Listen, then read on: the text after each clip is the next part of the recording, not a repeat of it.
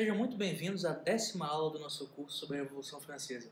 Hoje nós vamos falar sobre o regime do Consulado e do Império de Napoleão Bonaparte, períodos que geralmente são considerados como posteriores à Revolução, às vezes como uma traição da Revolução Francesa, ou mesmo contrastados como algo antagônico, né?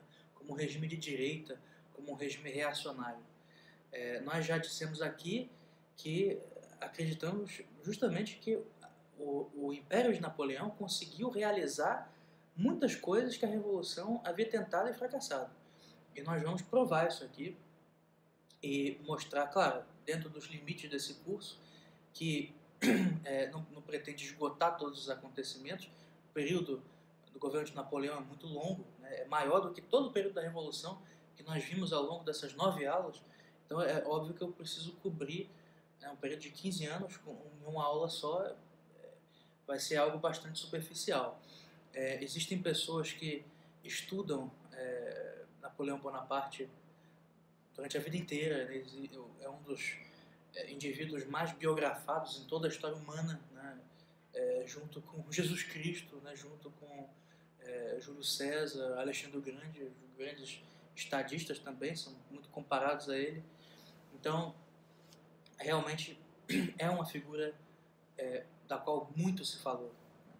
É inesgotável a bibliografia a respeito dos regimes do Consulado e do Império. E eu apresento para vocês aqui obras consagradas, muito conhecidas, e algumas que eu realmente recomendo, porque acho que cumprem a tarefa para a nossa demanda aqui. Existem estudos sobre Napoleão que falam a respeito da sua vida pessoal. Isso pode ser interessante para alguns, mas não é nosso objeto aqui. A sua relação com seus inúmeros irmãos, com a sua esposa, isso não nos interessa muito. Também estudos que focam no gênio militar de Napoleão, que vão falar sobre as suas grandes batalhas, suas grandes façanhas, né? E no fim da vida, suas grandes derrotas. Mas também nós vamos tratar disso aqui só de raspão, por assim dizer. Mas o principal para nós aqui é o aspecto político. E é por isso que, já em primeiro lugar, eu recomendo a vocês essa biografia aqui, que foi escrita recentemente, em 2005 foi publicada, de um americano chamado Stephen England, que escreveu um livro chamado Napoleão, uma biografia política.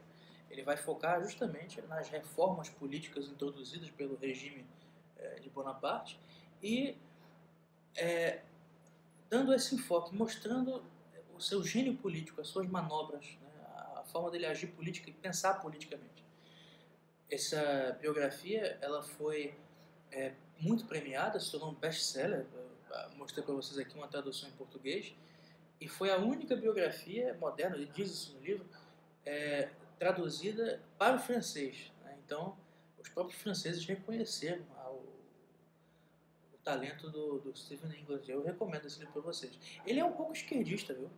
Eu não recomendo aqui só autores que pensam igual a mim, pelo contrário. Ele tem as suas veleidades socialistas, algumas interpretações com as quais eu não concordo, mas como um resumo da sua vida é muito bom. Outra obra que, bom, é impossível não recomendar, são as Memórias de Talleyrand, e eu tenho aqui o último volume, uma edição belíssima, né, da editora Jean de Bonneau. Jean de Bonneau foi um editor dos anos 60 e 70, que publicou várias edições de luxo de obras clássicas da literatura francesa. E aqui, esse último volume é um apêndice, são a correspondência entre Talleyrand e Napoleão. Algo muito valioso. Se vocês acharem, eu comprei isso aqui no eBay, né? Se vocês encontrarem, considerem-se felizes. Bom, um texto que é essencial para todos, aqui tem uma edição da Bibliothèque de la Pléiade, em francês, é o Memorial de Santa Helena, que foi, em boa medida, foi composto por entrevistas, conversas, né? E a convivência de Lascaux, que é o autor, com Napoleão na sua prisão de Santa Helena, no seu último exílio, numa ilha que fica no meio do Atlântico.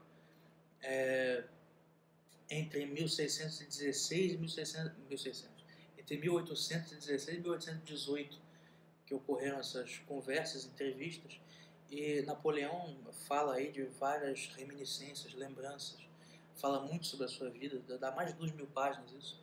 Então são praticamente memórias do próprio Napoleão. Então é impossível não recomendar.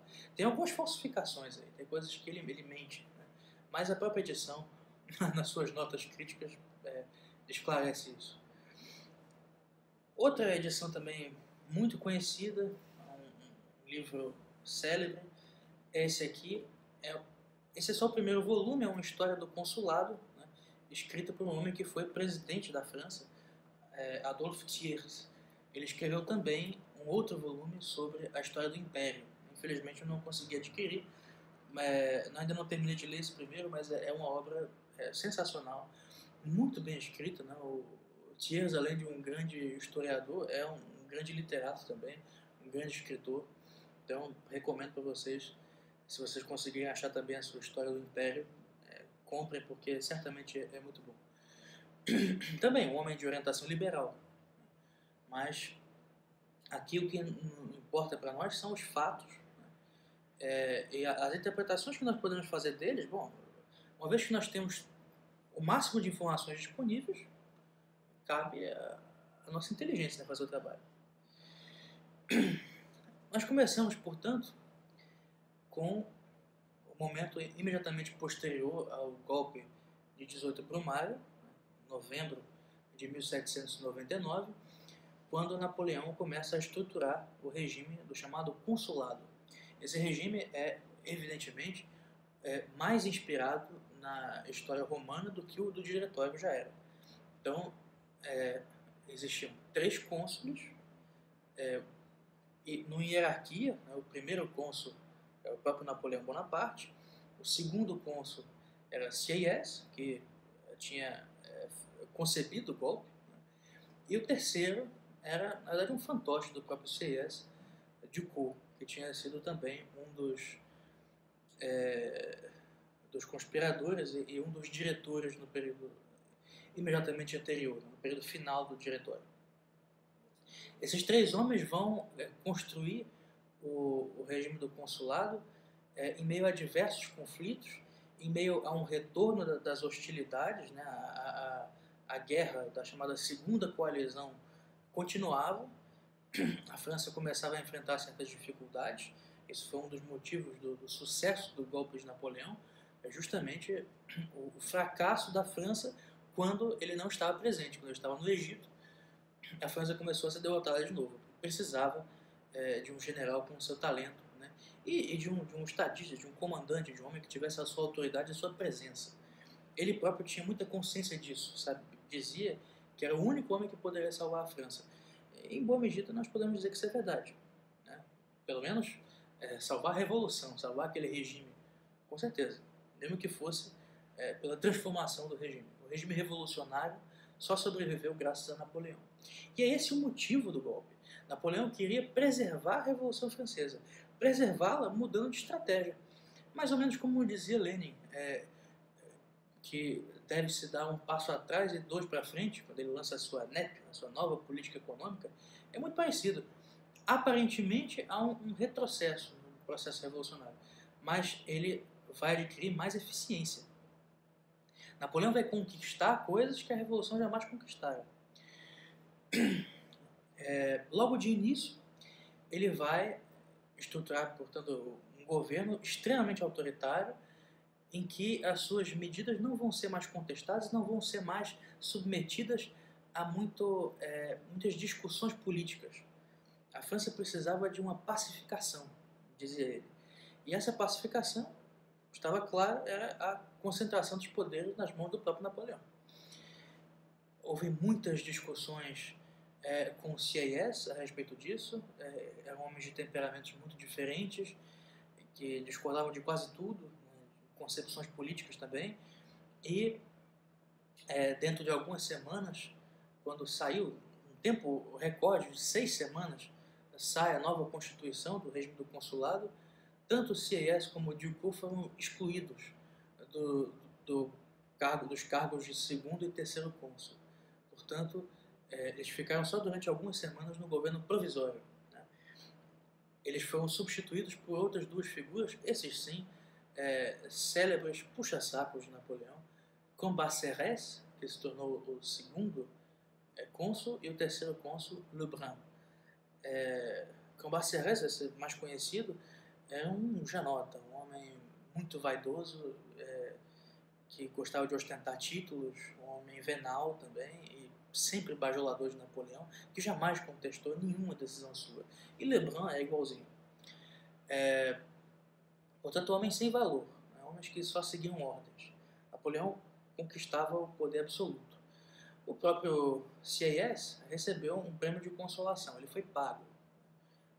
Recebeu uma propriedade rural, recebeu uma quantia em dinheiro também, né? Então, um homem corrupto se deixou corromper por Napoleão. Sieyès vai receber uma posição honorífica como presidente do Senado, provisoriamente. Depois ele vai abandonar essa função também e vai se retirar completamente da vida política. O legislativo francês durante o período do consulado vai ser mais confuso ainda, mas era uma confusão proposital para dividir e tirar os poderes do legislativo. Né? Os poderes estavam todos concentrados em Napoleão. Então ele vai criar uma casa legislativa, que equivaleria a uma Câmara Baixa, uma Câmara dos Deputados, um tribunato do povo. Ele vai ressuscitar essa instituição romana dos tribunos da plebe, vão ser feitos novamente, que não tinham função alguma. A função era praticamente só demagogia, fazer discurso, porque as funções eram mínimas, né? Eram só aprovar medidas que o próprio Napoleão enviava, projetos que o próprio Napoleão enviava. E um Senado, esse sim, durante algum tempo representou alguma oposição, principalmente por causa da atuação de uma figura que nós já conhecemos, Lazare Carnot. Carnot era uma oposição leal, ele jamais conspirou contra o regime, e por isso Napoleão o deixava contestá-lo de modo submisso. No fundo, era isso. Essa pacificação, ela precisava de uma anistia, né? E precisava desfazer todas as medidas drásticas que o período da Convenção havia implementado e que o Diretório havia mantido. Por exemplo, a infame lei dos resgates, né? Existia uma série de famílias haviam abandonado a França, famílias nobres, os chamados émigrés. As suas famílias tinham sido sequestradas pelo governo, que mantinha reféns e exigia resgates para poder se sustentar. Diante da crise econômica imensa, né, provocada tanto pela guerra quanto pela moeda, implantação do papel moeda, dos assignats, a França precisava de dinheiro o tempo todo, né, e usavam, o Estado oficialmente mantinha reféns para que essas famílias mandassem dinheiro para sustentá-los. Uma coisa macabra, né, terrível. E Napoleão terminou com essa lei dos sequestros, dos resgates, e deu uma anistia, concedeu uma anistia geral, né, aos foragidos, tanto revolucionários, né, jacobinos que haviam fugido da França no tempo do golpe de Thermidor, como também aos monarquistas que quisessem retornar, e as figuras da direita do tempo da monarquia constitucional. Por exemplo, Chateaubriand, né, é um dos que vão ser beneficiados. Outro que vai ser beneficiado nesse período é o Lafayette, que havia fugido com o golpe republicano de 10 de agosto de 92. Lafayette vai retornar, embora também se torne oposição a Napoleão em pouquíssimo tempo, mas também uma oposição que não conspirava contra ele, que ele permitia. Essas figuras, Carnot, Lafayette, haviam se tornado heróis nacionais, eram como que intocáveis. Napoleão sabia que não valia a pena silenciar essas pessoas, né? E elas não ofereciam nenhum perigo real. Então, Lafayette ficou quase como uma figura decorativa, né? não tinha função pública relevante, ele vai passar pelo Senado também, no período posterior, mas não vai ter nenhuma atuação relevante mais, né? O papel importante dele na política francesa havia passado, e de Carnot também. Napoleão vai alcançar o poder absoluto. Ele vai elaborar praticamente sozinho, né, com os seus secretários, vai ditar um código civil para a França. Esse código civil vai servir de base para a legislação francesa até os tempos atuais, até hoje. Inclusive para o nosso Código Civil também e de vários outros países. É um documento muito famoso na história do direito e que vai contribuir muito para a progressiva sistematização do direito e do acúmulo de funções administrativas pelo Estado. Napoleão concebia essa pacificação, né, além das anistias, além do fim dos sequestros, como uma concentração de poderes no Estado, compreendido como uma administração. É uma substituição do conceito de la politique, a política no feminino, por o político, le politique.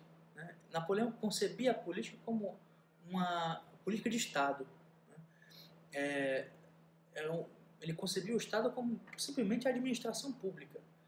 Uma revolução para ele, ela tinha a sua maior importância havia sido não na implementação de uma república, não nas discussões democráticas, por assim dizer, mas na concentração de poderes pelo Estado e na ideia de uma sociedade administrada, né, em que o Estado não estaria subordinado, submetido à religião e não estaria também submetido às facções, mas administraria a sociedade de forma científica. É quase que um prelúdio do positivismo já. Mas todos nós enxergamos isso como uma consequência da própria revolução, do espírito revolucionário. Também vai Napoleão criar a famosa Legião de Honra, que existe até hoje na França, uma instituição de 2 séculos já, para premiar não só grandes heróis nacionais, e nisso que vai se destacar a Legião de Honra. Ela não vai ser um instrumento só de propaganda do governo, mas de glória da França. Então, ele vai premiar também grandes estrangeiros, né? Goethe vai receber a Legião de Honra. Então, estrangeiros que se mostraram competentes em algum assunto, que produziram uma grande obra científica, literária, ou então que se notabilizaram na guerra, né, em outras habilidades. Então, cria-se a Legião de Honra, né, inspirada um pouco em Luís XIV, que também distribuiu muitos prêmios e financiava, né, obras científicas pela Europa toda. Né. Muitas pessoas conhecidas, cientistas conhecidos no exterior, né, holandeses, ingleses, alemães, italianos, receberam dinheiro francês, né, no tempo de Luís XIV, para continuar com suas pesquisas, só por isso, né, sem nenhuma necessidade de retribuírem a França com nada. Também Napoleão premiou muitas figuras com a Legião de Honra, sem esperar que fizessem propaganda do regime, mas para trazer maior glória, né, ao Império Francês. Isso mais tarde, ainda nós estamos no regime do consulado, mas já havia sido criada a Legião de Honra. Como eu havia dito, a França continuava em guerra, né, e a guerra da Segunda Coalizão se provou ainda mais sangrenta que a da Primeira. Elas se encontravam numa situação difícil, a França estava em apuros, e mais uma vez os exércitos austríacos começavam a avançar, isso no início de 1800, nos territórios italianos que haviam sido conquistados pelo próprio Napoleão no tempo da sua campanha da Itália, em 1796-97. Milão vai ser novamente tomada e vão começar a se aproximar cada vez mais da fronteira francesa. A República Cisalpina, que Napoleão havia fundado, vai ser derrubada e os revolucionários vão ser todos massacrados, vão ser castigados de forma excessiva. E Napoleão vai então partir em batalha, né, como primeiro cônsul, como governante da França, vai comandar pessoalmente os exércitos na famosa Batalha de Marengo. Essa batalha vai notabilizá-lo. Se ele já era o general mais famoso da Europa naquele período, ele vai começar realmente a ser conhecido como um dos grandes gênios militares da sua era, e que de fato foi. Ele vai se inspirar nas leituras de Tito Livio, que havia feito, na juventude ainda, no tempo da Academia Militar, e vai copiar uma manobra que foi feita durante as Guerras Púnicas por Aníbal, que cruzou os Alpes e antecipou, pegou pelas costas as tropas da República Romana. E Napoleão vai fazer a mesma coisa, ele vai atravessar o Passo de São Bernardo, vai cruzar os Alpes em 1800 e vai alcançar as tropas austríacas na Itália pela retaguarda. E essa manobra vai torná-lo muito conhecido. Ele vai começar ali a aplicar a sua estratégia de dividir os exércitos adversários. Ele usava sempre essa estratégia, os adversários já esperavam isso, só que ele sempre fazia de um modo diferente. Napoleão tinha uma capacidade de observar o terreno, de observar a movimentação das tropas no momento, né? E a capacidade de impor suas ordens. Ele era muito eficaz, sabia fazer suas ordens chegarem na hora certa e serem obedecidas corretamente. Então, ele investia sempre numa linha central, onde o exército inimigo parecia mais fraco, dividia esse exército, às vezes em duas, às vezes em várias partes, e ia perseguindo cada uma delas separadamente. Então, ele fazia vários pequenos combates que eram muito mais fáceis. Ele sempre retalhava, né, os exércitos inimigos. Essa estratégia demorou muito para que os seus adversários conseguissem antecipá-lo, conseguissem superá-lo nessas manobras. Quando Napoleão volta da Batalha de Marengo, ele vai ser muito celebrado como um dos grandes líderes militares, um dos grandes generais de todos os tempos, grandes estadistas, e aí a sua grandeza vai começar a lhe subir a cabeça, a sua glória, né? Ele vai conceber e pôr em prática e ter um sucesso impressionante uma concordata com Roma. Para nós entendermos isso, é preciso que nós voltemos alguns anos e saibamos o que estava acontecendo nas relações entre a Santa Sé e a República Francesa. Nós já sabemos que a Constituição Civil do Clero havia sido condenada pelo Papa Pio VI e que as tensões eram crescentes, né? Formara-se um clero cismático na França, as perseguições à igreja ficaram cada vez mais explícitas. No regime da Convenção, o catolicismo foi realmente proibido, e no regime do Diretório era praticamente a mesma coisa. Então, as relações iam muito mal. Em 1798, ainda no final da campanha da Itália, quando Napoleão se retirava para o Egito, houve uma investida das tropas revolucionárias sobre Roma. Em 99, o Papa Pio VI havia sido feito refém pelas tropas revolucionárias do governo do Diretório, que vivia os seus últimos meses. Eu não sabia disso. E enquanto ele era transportado à França, ele seria mantido em cativeiro na França, assim como aconteceu no século XIV, né, durante o período do papado de Avignon, em que os papas eram quase que prisioneiros dos reis da França. O regime revolucionário queria fazer a mesma coisa. E enquanto ele era transportado até a França, morreu o Papa Pio VI. Morreu prisioneiro. A Santa Sé respondeu isso com uma agressividade total, né? Óbvio, né? Não podia ser diferente. E o próximo Papa que foi feito, esperava-se que fosse combater a Revolução com a mesma firmeza que havia feito o seu antecessor. Mas foi justamente o contrário. Luigi Chiaramonte, né, foi feito o Papa Pio VII, e era um homem que simpatizava com os princípios da Revolução Francesa. Pio VII disse uma vez ao cardeal Consalvi, que vai mediar essa concordata com Roma, que Napoleão vai fazer, que se ele fosse um dos bispos franceses em 1790, ele teria feito o juramento da Constituição Civil do Clero. Então, para vocês terem uma ideia das convicções desse homem. Esse Papa vai cair de amores por Napoleão. E também um pouco de medo, né? Considerando que o que o seu antecessor havia sofrido, ele não queria repetir o seu destino. Mas vai se tornar realmente um bajulador de Napoleão. Quando mais tarde Napoleão vai ser sagrado imperador pelo Papa, né, e vai coroar a si mesmo, vai correr o dito popular entre os católicos franceses. Eles vão fazer um anagrama com Napoléon, Empereur des Français. Napoleão, o imperador dos franceses. O anagrama é Un pape serf a sacré le noir démon. Um papa servil sagrou o demônio negro. Uma vergonha. O papa servil. Um papa que vai bajular o maior inimigo da igreja no mundo naquele momento, que era Napoleão Bonaparte. Essa concordata, que vai ser, como eu disse, negociada entre um padre francês, o padre Bernier, e o cardeal Consalve, vai produzir um resultado assim catastrófico para a igreja.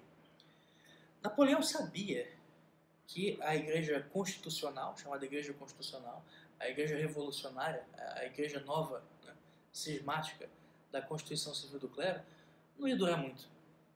Ela praticamente não tinha fiéis mais. O governo da Convenção começou no final, durante o terror, a perseguir tanto os padres refratários como os padres constitucionais. Então, o pouco que existia, né, de vocações, por assim dizer, para essa igreja cismática, desapareceu. Então eles não tinham mais padres. A maior parte dos padres juramentados haviam largado a batina, bispos também, como o próprio Talleyrand, vão largar a batina, né, vão se tornar civis. As suas missas eram vazias, não eram frequentadas por ninguém. Então é uma igreja que já tinha seus dias contados. E Napoleão sabia que não poderia continuar perseguindo abertamente a Igreja Católica por muito tempo, né? Nós católicos conhecemos, né, o lema, né, o sangue de mártires é a semente de novos cristãos. Então, quanto mais mártires a Revolução Francesa produzia, mais ela animava a fé dos católicos franceses. E é isso que realmente acontecia. Acontecia um renascimento da fé na França, né? O movimento dos revoltosos da Vendéia, do qual nós vamos falar na próxima aula, mostrou isso, deixou isso bem claro. O que Napoleão vai fazer então com essa concordata? Ele vai abrir uma concessão que vai parecer uma grande vantagem no momento para a igreja, mas que vai ser uma armadilha tremenda. Ele vai conceder o direito de culto aos católicos refratários, né? Vai considerá-la a religião oficial da França, vai abolir a igreja constitucional, da Constituição Civil do Clero. A França vai voltar a ser um país católico oficialmente, todos os seus direitos vão ser preservados, e de outros cultos também. Napoleão vai ter o cuidado, né, de antecipar já o ecumenismo, e todos os outros cultos também vão ter seus direitos assegurados por meio da concordata, assinada em 1801. E ele ganhava com isso, de graça, o privilégio que todos os reis galicanos da França sempre sonharam em ter, que é o direito de nomear os bispos. O Papa concedeu a Napoleão o direito de nomear os bispos que ele quisesse na França, e o direito aos bispos constitucionais, aos bispos cismáticos, de fazerem parte de novo do clero católico romano, sem fazer um pedido de desculpas. Eles estavam excomungados. A sua excomunhão foi desfeita automaticamente. Não tiveram que fazer uma profissão de fé e simplesmente retornaram como se nada tivesse acontecido. Então Napoleão adquiriu o controle total sobre a igreja na França. A igreja se submetia ao Estado com o aval da Santa Sé. Os católicos, portanto, não tinham mais motivo para se revoltar, para se rebelar contra a Revolução Francesa. A guerra na Vendéia acabou. Os revoltosos da Vendéia depuseram as suas armas. A guerra mesmo já tinha acabado em 97, mas existiam ainda rebeldes que continuavam com táticas de guerrilha, né, e promovendo às vezes assassinatos, atentados contra autoridades públicas, etc. Tudo isso cessou, acabou. Muitos católicos aceitaram o regime de Napoleão como o regime de um governante católico. Chegaram à conclusão de que, bom, esse aqui é um amigo da igreja, esse aqui nós podemos apoiar. Ele está promovendo a pacificação, né? Ele quer manter algumas coisas da Revolução, mas tudo bem, ele está trazendo os monarquistas de volta, está trazendo os católicos de volta que haviam fugido. Então, não se viu uma grande ameaça para a igreja, mas foi a maior das ameaças. Ele deu uma falsa liberdade à igreja e transformou por dentro. Napoleão vai dar uma série também de vantagens à igreja, vai dar dinheiro para a igreja católica, né? Dinheiro para corrompê-la, com o propósito explícito de corrompê-la. É um homem muito maquiavélico, extremamente cínico, mas politicamente muito hábil e que não revelava as suas estratégias, né? E é por isso que algumas coisas nós observamos que só vão dar o seu resultado último com o tempo. O catolicismo liberal, né, que começa a aparecer na década de 1830, portanto depois da morte de Napoleão, ele jamais teria dado os seus frutos podres se não houvesse esse clero mesclado entre a igreja constitucional revolucionária e a igreja católica romana. Boa parte dos bispos franceses agora eram revolucionários que não tinham fé católica alguma e que receberam o direito do Papa de permanecer dentro da igreja. E permanecer dentro da igreja e ditar as regras, né? Os bispos. Então, é isso que acontece. Essa concordata vai ser tão bem vista que a própria monarquia vai pensar em fazer algumas sondagens com Napoleão. Vai haver uma breve troca de cartas entre Luís XVIII e o primeiro cônsul Bonaparte, para saber se ele era simpático à monarquia, à volta da monarquia, mas ele já deixa claro que não.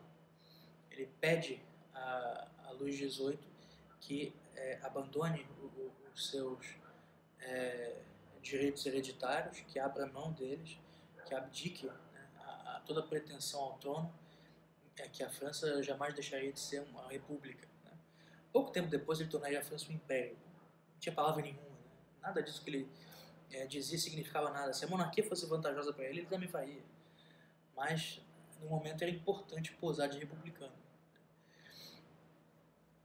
Diante do sucesso das suas negociações, e mais tarde, né, com o sucesso da Batalha de Marengo também, Napoleão vai negociar a paz usando como plenipotenciário o seu irmão José Bonaparte, futuro rei da Espanha.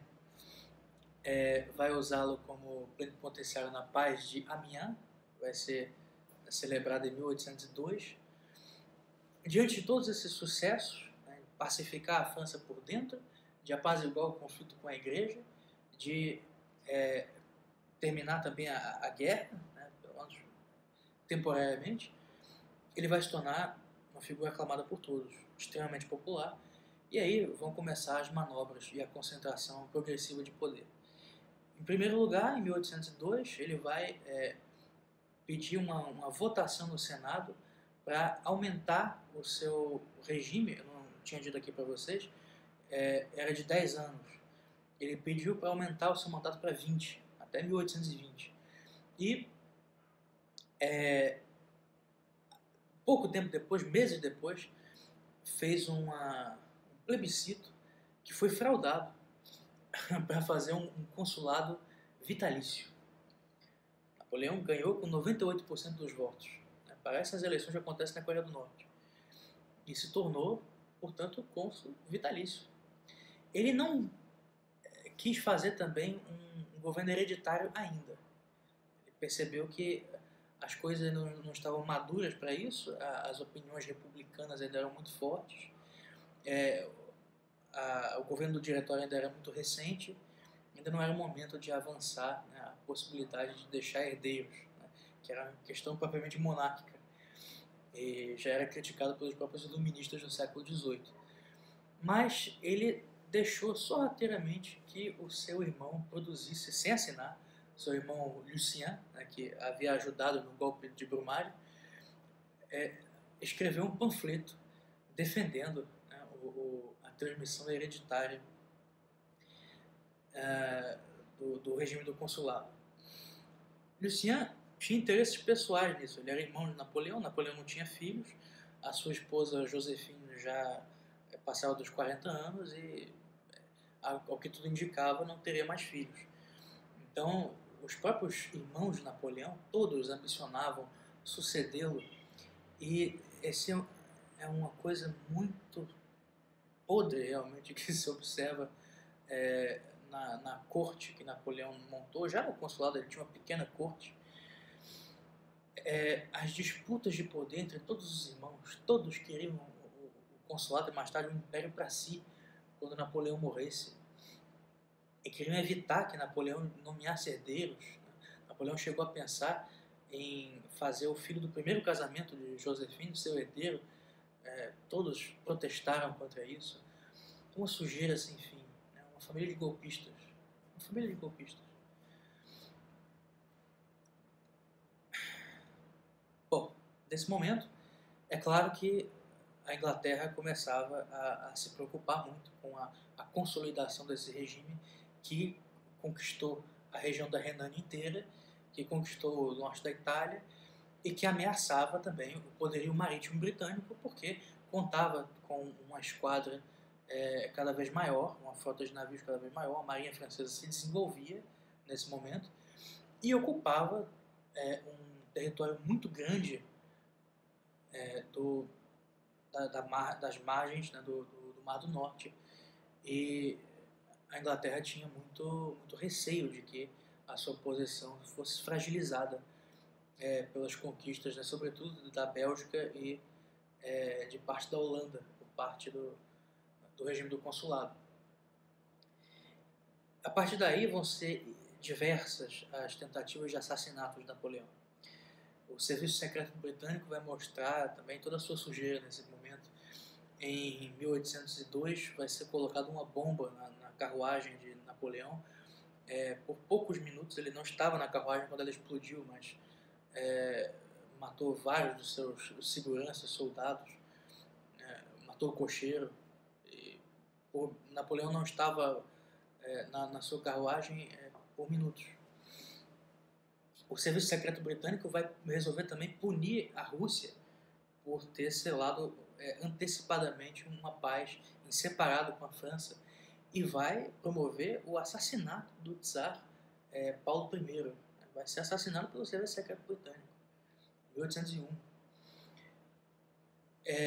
Vão começar também a infiltrar líderes monarquistas franceses, infiltrá-los dentro do território francês, despercebidos, e começar a conspirar, a montar uma conspiração. Vários generais, e isso que chega a ser cômico, que haviam se destacado do governo da Convenção no terror, né, e alguns já haviam traído o terror também, vão começar a trabalhar para o Serviço Secreto Britânico junto com os monarquistas. É uma piada. Eles queriam apenas o poder, acima de tudo, não tinham convicção nenhuma. A maior dessas conspirações vai ser tramada no início de 1804 pelo general Moreau, que havia sido também uma das grandes lideranças no período do Diretório, um dos grandes generais, muito popular. Era o único que, ele, se bem que não podia competir com Napoleão, era o segundo nome militar do período na França. E muitos republicanos, né, que estavam insatisfeitos com o regime do consulado, gritavam "Vive Moreau!". Ele virou uma espécie de símbolo da resistência a Napoleão, que não era uma resistência de fato. Ninguém pretendia, né, montar uma oposição verdadeira, né? A única chance de destruir esse regime era assassinando Napoleão, e é isso que se planejou. Esse general vai se reunir secretamente com o general Pichegru, que havia também retornado, e era outro que havia servido o regime da convenção e mais tarde traído a convenção e participado da reação termidoriana, vai conspirar junto com Moreau, e Jorge Cadoudal. Cadoudal, nós não falamos aqui ainda dele, mas vai ser um dos principais líderes da Guerra da Vendéia, da Revolta da Vendéia, da qual nós vamos falar na próxima aula. Cadoudal, Moreau e Pichegru vão elaborar um plano para assassinar Napoleão e para criar fazer um golpe de Estado mesmo, né?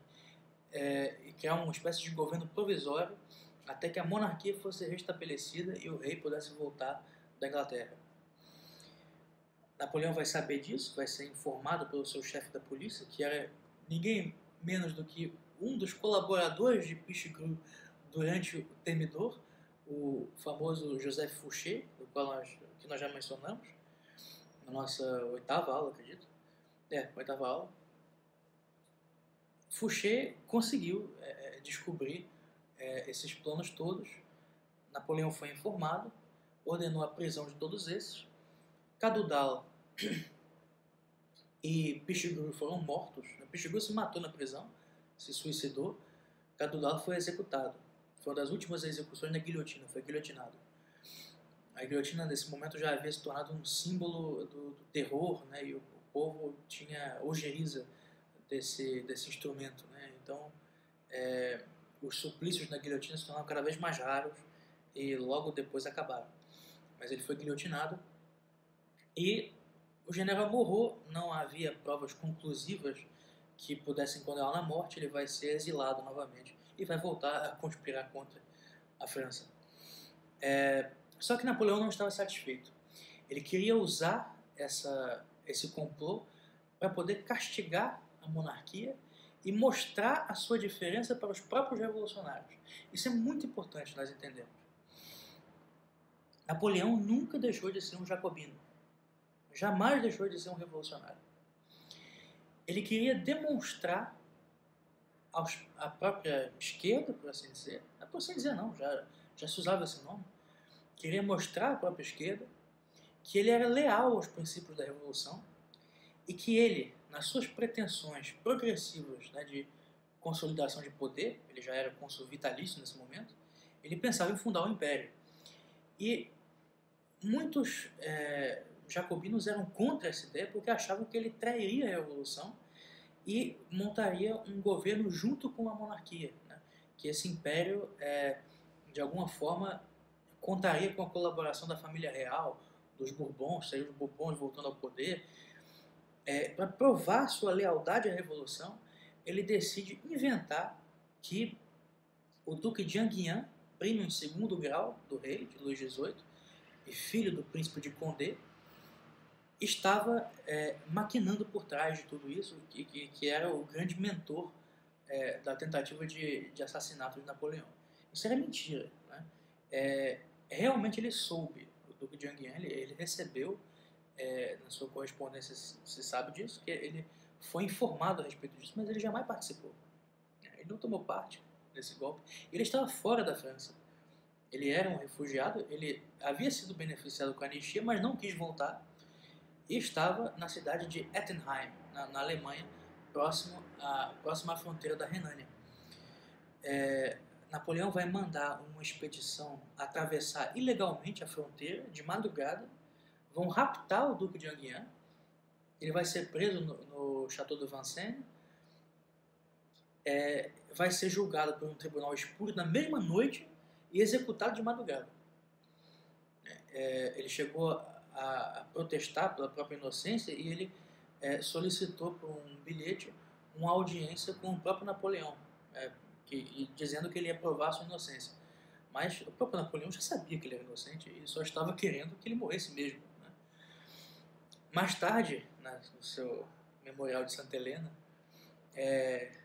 no seu exílio de Santa Helena, Napoleão vai se fingir de desentendido e vai falar que ele naquele tempo pensava mesmo que ele era culpado, né? E depois vai se sentir culpado pelo que tinha feito, vai dizer que se sujou de sangue.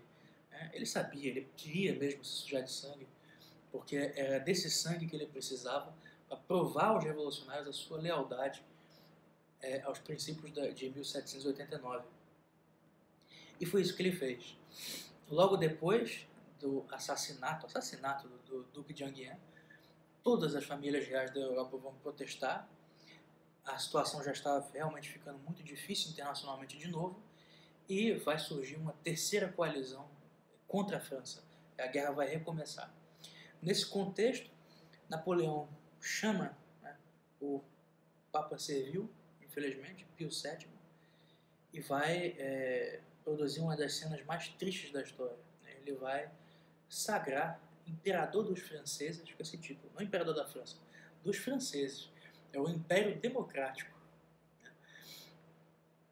Vai sagrar Napoleão, que vai em seguida se coroar de pé. Ele sequer vai se ajoelhar diante do Papa. De pé vai se coroar imperador e vai coroar a sua esposa, a imperatriz Joséphine de Beauharnais. Isso na Catedral de Notre-Dame, depois de uma missa celebrada pelo Papa. Isso não era feito há muito tempo. Carlos Magno havia sido coroado por Leão III e o seu filho, Luís o Piedoso, havia sido coroado também por outro Papa posterior. Mas depois disso, nunca um Papa havia coroado mais um rei da França. Eles eram coroados tradicionalmente pelo bispo de Reims, que é a cidade de São Remígio, que havia convertido e batizado o rei Clovis. Então, era a tradição que os reis da França eram sagrados por esse bispo, não pelo Papa. Napoleão, em parte para agradar a opinião católica, em parte para mostrar sua autoridade, uma exibição de poder, ele vai produzir essa cena aterradora, e a envergonhar os católicos para sempre. Realmente uma vergonha, uma coisa que pesa sobre o papado, sobre a Igreja Católica, de haver sagrado um imperador, talvez um dos maiores inimigos que a Igreja já teve. Como imperador, Napoleão vai começar a sua grande obra política. Se ele já havia, em termos administrativos, com o seu Código Civil, com a estrutura do regime do consulado, ele já havia promovido a pacificação da França e destruído as facções políticas e concebido, unificado a França num espírito administrativo, quase que militar. É também desse período que vão aparecer as grandes escolas técnicas francesas, que vão formar os jovens numa disciplina militar como soldados. Se essa obra já havia sido feita, a grande obra política que corresponde à concordata com Roma vai ser feita já durante o regime do Império. Napoleão, como imperador, vai criar a sua corte, vai criar uma nova nobreza, vai nomear homens que jamais foram nobres, líderes revolucionários, generais, assassinos. Vai torná-los duques, príncipes. Isso tudo para destruir a própria ideia de nobreza. A nobreza não é só uma sucessão hereditária de títulos, de propriedades, de funções. A nobreza também ela é a educação de uma casta diferente, de uma casta que tem valores diferentes, que já produziu inúmeros santos ao longo da história. Boa parte dos santos que a Igreja Católica tem eram de origem nobre, mesmo quando eram pobres, eram de origem nobre. Às vezes escolhiam a vida pobre, mas a nobreza ela é criada com valores morais, valores de honra, de proteger os mais fracos, de servir a Igreja. E tudo isso havia sido abandonado. Napoleão, com a sua nobreza, com a sua nova nobreza imperial, com a sua nova dinastia, ele provava que um homem do povo, vindo do povo, podia também ser rei. Ele provava que não era preciso ser moralmente superior não era preciso defender a Igreja Católica, não era preciso ser nobre, né, no sentido adjetivo da palavra, para pertencer à casta da nobreza, para pertencer a esse estamento. Nesse sentido, a nobreza deixa de ser um estamento e vira uma classe social. E é isso que Napoleão queria fazer. Ele vai copiar todo o cerimonial de Versalhes, embora não tenha tido coragem de se mudar para Versalhes, porque ele mesmo dizia que não podia se comparar com o Rei Sol. Se ele se mudasse para Versalhes, ele sempre seria comparado com Luís XIV. E nesse tempo, hoje ele é tão famoso, ou talvez até mais do que Luís XIV, mas nesse tempo as suas principais façanhas ainda não tinham acontecido. Então, ele não queria comparações, né? Ele vai permanecer nas tulherias, mas vai produzir uma nobreza ridícula, cômica no fundo, com pessoas totalmente desclassificadas que vão cumprir o cerimonial antigo da monarquia de maneira totalmente atrapalhada, né? Um bando de arrivistas, né? Semi-analfabetos, às vezes analfabetos mesmo, que ele vai colocar com títulos de príncipes, de duques, de condes, né? De marqueses. Uma palhaçada. E com isso ele tornava a nobreza uma palhaçada. Napoleão, portanto, vai copiar todo o cerimonial de Versalhes. A famosa cerimônia do beijamão, quem vai falar isso é o Orlando Fedeli. Eu recomendo muito que vocês que assistem essa aula, já devem conhecer, assistam a aula do Orlando Fedeli a respeito de Napoleão, do regime de Napoleão e da Revolução Francesa. É uma aula de 1h30 mais ou menos, é sensacional, vale muito a pena. A cerimônia do beijamão vai ser imitada por Napoleão, mas ele não tinha paciência, então ao invés de todas as pessoas ele esperar parado que todas as pessoas fossem beijar a sua mão, beijar o seu anel, ele ia passando, mandava as pessoas ficarem em fila e ia passando com o anel para todas as pessoas beijarem. Quer dizer, é uma imitação grotesca, como se fosse realmente uma paródia da monarquia. E esse era o objetivo, né? Os próprios símbolos foram todos modificados, a flor de lis foi substituída pela águia romana, que é bem significativo. A inspiração de Napoleão é sempre no Império Romano, em grandes figuras da história de Roma. E o seu símbolo pessoal vai ser da abelha, né? É curioso isso, sendo que ele também era baixinho, media 1,60 m, assim como a Duquesa de Maine, que na nossa primeira aula nós falamos que havia montado também uma ordem de cavalaria, de brincadeira, né, chamada Ordem da Abelha.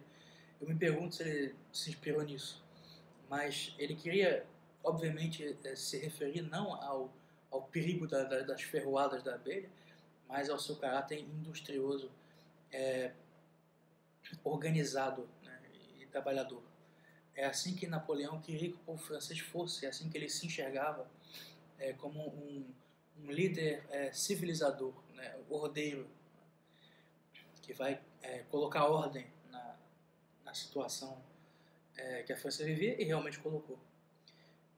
A própria economia francesa é nesse período que ela começa a se recuperar.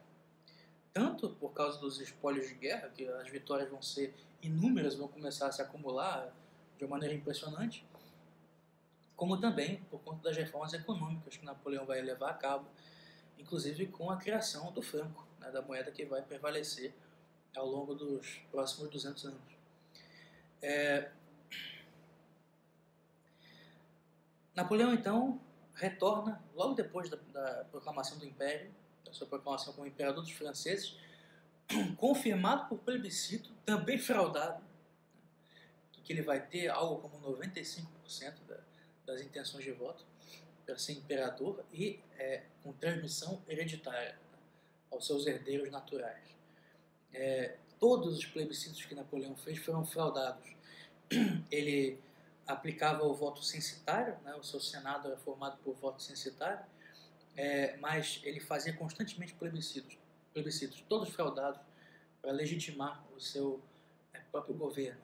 O tema da legitimidade vai se tornar uma obsessão para Napoleão. Ele sabe que com essa nobreza fajuta que ele criou, com essa corte imperial, né, que ele fez, que era só uma imitação, uma paródia, ele conseguia passar uma mensagem ao povo e ele conseguia montar as bases de uma demolição da ideia de nobreza, mas que os próprios nobres jamais o reconheceriam como um igual. E é por isso que ele vai começar uma luta desesperada para obter legitimidade. A boa parte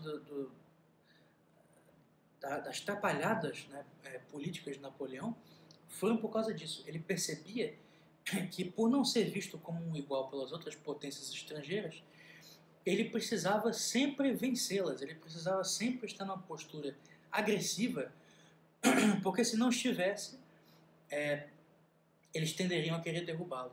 Que não era possível um compromisso, não era possível uma coexistência pacífica. E nisso ele se enganou. Era uma mentalidade paranoica ao extremo. Todas as potências europeias estavam muito cansadas da guerra. A única que tinha algum fôlego e um interesse em manter uma guerra duradoura, porque não castigava o seu território em nada, era a Inglaterra. Mas as outras potências, a Áustria, a Rússia, a Prússia, estavam arrasadas. Né? Mas Napoleão vai continuar com a sua postura agressiva. E é durante a Guerra da Terceira Coalizão que virão as suas conquistas mais impressionantes. Em 1805, Napoleão, usando a mesma estratégia de dividir os exércitos inimigos, vai vencer a famosa Batalha de Austerlitz e vai impor uma paz à Áustria, vai esmagar os exércitos austríacos.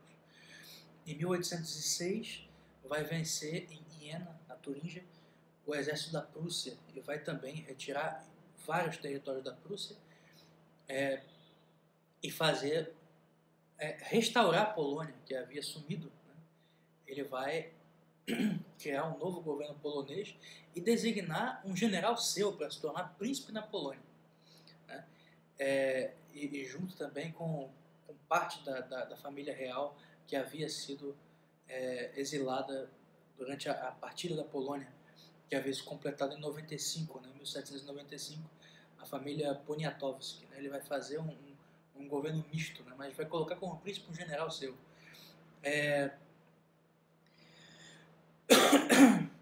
Nesse mesmo ano, 1806, Napoleão vai dissolver o Sacro Império Romano-Germânico.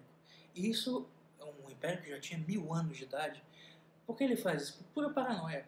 Que ele não queria ser colocado em pé de igualdade com outro imperador. Ele não queria que o arquiduque da Áustria fosse imperador da mesma estirpe, não da mesma estirpe, porque não eram, mas tivesse a mesma herança, né, a herança de Carlos Magno, que Napoleão reivindicava. Né? Napoleão reivindicava uma espécie de sucessão do império de Carlos Magno, né? Agora num sentido não religioso, mas leigo. Né? E queria de alguma maneira impedir que houvesse competição nessa área. Né? Como resposta a essa dissolução do Sacro Império, o arquiduque da Áustria vai se nomear imperador da Áustria. Né? Vai começar o Império Austríaco. A Áustria não era conhecida como império até então. Em 1807, Napoleão vai fazer uma paz em separado com a Rússia e a Inglaterra vai se tornar a sua única grande adversária. Né? Ele vai conseguir o domínio total da Europa continental. Né? Em 1808, invade a Península Ibérica, ocasião na qual a família real portuguesa teve que deixar Lisboa e fugir para o Rio de Janeiro, onde aqui estabeleceu a nova capital do Império Português, aqui, provisoriamente. E Napoleão vai começar a tornar essa política sua em relação às cortes, né, a política em relação à nova nobreza que ele queria criar, internacional. Ele vai começar a desobedecer a todos os tratados, a desconsiderar toda a história, né, dos territórios, vai moldar o mapa da Europa a seu bel prazer, vai criar estados novos e vai expandir, né, vai levar os princípios revolucionários da Revolução Francesa aos outros países. Né? levar também o patriotismo, não francês, mas daquelas nações, né? E vai incentivar o surgimento de movimentos nacionalistas que mais tarde, né, vão sobreviver durante toda a primeira metade do século XIX e na segunda metade do século XIX vão explodir nos movimentos de unificação da Itália e da Alemanha, né? E a própria Polônia, né, em 1863, enquanto aconteciam essas duas unificações da Itália e da Alemanha, ela também vai tentar a mesma coisa, vai tentar uma independência do Império Russo. E tudo isso, o nome de Napoleão está até hoje no hino nacional polonês, né? Eles dizem lá, Napoleão nos ensinou como é que se faz, algo assim. Quer dizer, Napoleão vai ensinar à Europa o nacionalismo moderno. O nacionalismo que nascia naquele momento com a cultura romântica, mas como uma consequência também, né, que já estava implícito ali na Revolução Francesa, quando foi substituída a ideia de monarquia, né, pela ideia de nação. O grito de Vive le roi, no primeiro momento da Revolução, foi substituído não por Vive la République, que foi só mais tarde, mas por Vive la Nation. Era o grito de guerra dos homens que tomaram a Bastilha em 89. E Napoleão, portanto, vai criar um nacionalismo italiano, né? Ele vai ocupar o norte da Itália e vai construir lá um reino da Itália, né? E mostrando como queria realmente se impor como um tirano para a Europa inteira, porque sabia que não seria bem visto, colocou Eugène de Beauharnais, né, o seu enteado, como rei da Itália, né? Mais tarde ele vai dominar também o reino de Nápoles e vai colocar o seu cunhado como rei de Nápoles, né? Joaquim Murat, casado com a sua irmã, a irmã de Napoleão, Caroline Bonaparte. Vai colocar no trono da Espanha o seu irmão José Bonaparte. Vai colocar o seu irmão Luís no trono da Holanda. Vai criar primeiro uma República da Batávia, que não vai funcionar, vai ser um fracasso. Ele vai criar depois um reino da Holanda, vai colocar o seu irmão Luís Bonaparte, pai do futuro Napoleão III, que vai ser imperador da França muito tempo depois, como rei da Holanda. E na Alemanha, né, no espaço, incluindo aí, misturando vários estados, desrespeitando a história de todos esses territórios, e as tradições e os significados de tudo aquilo, ele vai criar o estado da Westfália, né? Ele vai ser governado pelo seu irmão mais novo, Jerônimo, né, Bonaparte. O Napoleão vai colocar todos os seus irmãos para reinar sobre os seus estados satélites. E parentes seus também, o seu cunhado, o seu enteado, a Europa inteira vai estar nas mãos de Napoleão. Em 1809, diante de uma resistência encarniçada na Espanha, Napoleão não esperava por isso, uma resistência nacionalista, com o nacionalismo que ele próprio incentivava. O nacionalismo espanhol vai resistir com muita força. Ele vai começar a ter que enviar muitas tropas francesas para auxiliar no combate aos rebeldes na Espanha, e os britânicos vão contratar o imperador austríaco e convencê-lo a quebrar as suas promessas de 1805, quando ele havia sido derrotado em Austerlitz. E ele vai tentar pegar as tropas francesas pela retaguarda também, em 1809, né? Mas vai ser derrotado e a Áustria vai ser praticamente desmembrada. Boa parte dos seus territórios vão ser retirados depois da batalha desastrosa de Wagram, ou Wagram, eu não sei como é que pronuncia. Nesse ano, Napoleão vai impor, junto com o Tratado de Paz, que a filha do imperador austríaco se casasse com ele. Ele vai se divorciar da sua primeira esposa, Joséphine de Beauharnais, para se casar com a princesa Maria Luísa, né, que era filha do imperador austríaco, para produzir um herdeiro para o seu império, né? E de fato vão ter um filho que vai morrer adolescente.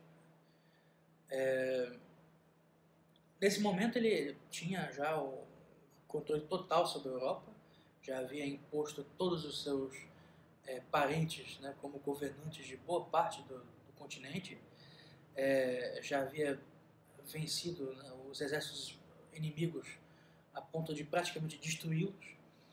Só sobrava a Inglaterra, né, como sua grande adversária. E Napoleão vai criar a política, isso todos vocês já conhecem, já estudaram, eu vou aqui tratar de forma bastante sucinta, rápida, o chamado bloqueio continental, e vai tentar destruir a Inglaterra economicamente, né? Vai tentar impor uma paz com a Inglaterra com base na proibição do comércio de todo o continente, no fundo, na época de todo mundo civilizado, com a Inglaterra. Isso vai ser terrível para a economia inglesa, né? Ao longo dos anos de 1810, 1811, Napoleão estendia seus domínios, né? Tinha uma sustentação máxima, e o bloqueio continental vai praticamente destruir a Inglaterra. Nesse momento, a Rússia decide entrar em ação e vai contestar essas ações, e é aí que Napoleão vai conceber a sua campanha desastrosa, a campanha da Rússia de 1812, onde todos já sabem, vai ser derrotado. Napoleão vai fazer uma expedição que demora muito, né, até chegar a Moscou, e vai vencer todas as batalhas no caminho, mas batalhas vencidas a um custo muito grande. Quando ele está se aproximando de Moscou, vai começar um inverno. O inverno russo é muito rigoroso, as tropas francesas não estão equipadas, não estão agasalhadas corretamente, e vão começar a morrer no caminho, né, vão começar a ficar doentes. Algumas epidemias também vão aparecer no caminho para piorar a situação. E é um desastre, né? Os exércitos russos, né, vão usar a estratégia do general Kutuzov de terra arrasada, né? Então vão incendiar Moscou. De modo que quando os exércitos chegam lá, eles não têm como permanecer em Moscou e vão ter que sair, né? E batem em retirada e vão ser pegos pelas costas, vão ser vencidos diversas vezes, e as outras potências europeias que estavam então temerosas e meio que adormecidas vão começar a se unir a um esforço de guerra geral contra Napoleão ao longo de todo o ano de 1813, até que em agosto de 1813 Napoleão, que já havia voltado à França e reunido suas tropas principais para combater com força total, vai chegar a vencer 2 batalhas na Alemanha, as batalhas de Lutzen e Bautzen. Em agosto de 1813 acontece a maior das batalhas da era napoleônica, que é a Batalha de Leipzig, né? Chamada também de Batalha das Nações, porque todas as nações europeias vão estar envolvidas ali. E Napoleão vai ser derrotado decisivamente. Em 1814 vão chegar à fronteira da França, as tropas aliadas. Napoleão vai se render, vai renunciar no Palácio de Fontainebleau, vai fazer um discurso emocionado às suas tropas e vai renunciar. Vai ser entregue a ele a ilha de Elba. É incrível como é que o czar russo, Alexandre I, ficou encantado, como que foi seduzido, né, pela esposa de Napoleão, sua segunda esposa, Maria Luísa, e para agradá-la, ele vai pedir que Napoleão não seja preso, mas que ele seja mandado para a ilha de Elba e receba a soberania da ilha de Elba. Então, Napoleão vai ser uma governante dessa ilha, que fica no Mediterrâneo, pertinho da França. Vai pagar uma indenização ao dono dessas terras, que na época era o príncipe de Piombino, na Itália. O príncipe de Piombino vai ficar furioso, porque ele não queria indenização nenhuma, ele queria com a posse da sua ilha, mas isso não vai ser uma escolha para ele. E a Rússia vai impor essa decisão e vai mandar Napoleão para Elba como um governante. Talleyrand, a essa altura, havia traído Napoleão também, como traiu todos os regimes anteriores. Ele dizia que não havia abandonado nenhum regime até que o regime abandonasse a si mesmo. A máxima de um cínico. E passou a governar a França, Talleyrand, como chefe de Estado, né, como primeiro-ministro, até que voltasse o rei, até que voltasse Luís XVIII. Ele mesmo vai decidir pela volta do rei, ele vai dizer que a única solução para a França, já que politicamente ela estava em frangalhos, já havia conhecido, sei lá, uns 10 regimes ao longo dos últimos 20 anos, ela precisava de estabilidade, e essa estabilidade só poderia ser alcançada com a legitimidade, né? E aí a ideia da monarquia tradicional veio à cabeça de Talleyrand, e ele chamou Luís XVIII para finalmente, né, já na velhice, ser coroado como legítimo soberano francês. Esse reinado vai durar pouco, porque 6 meses depois, Napoleão decide sair da ilha da qual ele era governante e desembarcar em Toulon. Quando desembarca em Toulon, na Provença, no sul da França, Luís XVIII toma uma medida imbecil, francamente, de enviar o exército, né, e não a polícia para prendê-lo, mas o exército, os soldados que amavam Napoleão, para combatê-lo. Né. Napoleão vai ser recebido de braços abertos por todos, né, e vai ainda de lambuja levar o exército junto. Então vai com o exército e tudo marchando até Paris. Né? O rei tem que se retirar e Napoleão volta ao poder. É o famoso governo dos 100 dias, do qual todos vocês já ouviram falar. Vai durar aproximadamente 100 dias mesmo, 3 meses e pouco. Ele vai tentar reestruturar um governo, num tour de force impressionante, vai voltar à guerra por iniciativa própria, vai invadir a Bélgica, vence a primeira batalha contra os prussianos em Charleroi, mas a segunda batalha em Waterloo é derrotado um exército conjunto de ingleses e prussianos. Essa batalha é muito conhecida, há muitos estudos sobre ela, estudos, né, militares. Eu recomendo para vocês um filme, se vocês quiserem ver em detalhes a Batalha de Waterloo, um filme muito bem feito, que tem esse nome, Waterloo, foi feito nos anos 70. Né? É um filme americano. Né? Nós vemos lá um Napoleão falando inglês, é estranho, mas não deixa de ser um filme excelente. Né? Eu recomendo que vocês vejam, se vocês tiverem interesse nessa parte mais militar. Né? Nesse ínterim, negociava-se a paz, né? E começava o Congresso de Viena, né? Que vai, durante um ano, 1814, 1815, vai decidir o destino de toda a Europa, vai reconfigurar o mapa europeu. Nós vamos retomar, falar novamente sobre o Congresso de Viena com mais detalhes na nossa aula 12, porque nós vamos interromper os acontecimentos históricos agora para falar na 11ª aula a respeito dos massacres que a Revolução Francesa produziu, das perseguições à Igreja Católica e, em especial, sobre a Guerra da Vendéia, né, que foi um dos acontecimentos paralelos à Revolução, que, por si só, já merecem a nossa atenção especial, que por si só já poderia dar um curso, que poderia dar um romance como deu, né, um romance conhecidíssimo de Victor Hugo. Então, assim, vale a pena que na próxima aula nós nos detenhamos mais e falemos a respeito da Guerra da Vendéia. Falando brevemente a respeito do Congresso de Viena, ele foi todo estruturado com base no princípio do equilíbrio de poder. Em inglês, balance of power. Vai ser a meta de todos os estadistas ali presentes, todos célebres, conhecidíssimos. Né? As memórias de Talleyrand, ele vai ser o representante da França, claro. estão repletas de observações sobre o Congresso de Paz de Viena.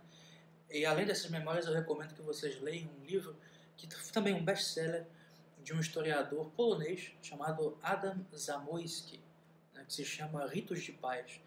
É um livro muito bom, eu não tenho ele aqui comigo, mas recomendo a todos vocês. Eu li esse livro já tem vários anos, quase uma década. É excelente, né, e trata em detalhes do Congresso de Viena. As suas decisões criaram uma paz temporária, né, restabeleceram o regime dos Bourbons, as fronteiras tradicionais da França, né, todas as conquistas revolucionárias foram desfeitas, mas ele estava fadado ao fracasso. Né, e isso nós vamos ver na próxima aula.